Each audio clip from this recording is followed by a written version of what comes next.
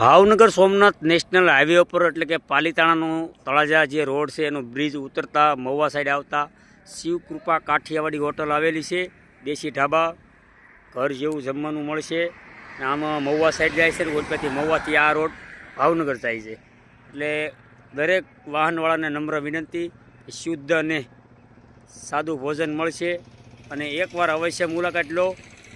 મનીષભાઈ માખણિયાવાળા તેમજ અમારા પરમ મિત્ર એવા લગધીરસિંહ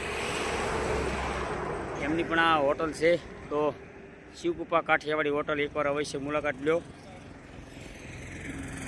ભાવનગર સોમનાથ નેશનલ હાઈવે પાલીતાણા તળાજા રોડથી આગળનો પુલ છે. એ પુલ ઉતરો એટલે તરત જ તે મહુવા જતા શિવકૃપા કાઠિયાવાડી હોટલ આવે છે. તો ગરમા ગરમ શાક, રોટલી, રોટલા,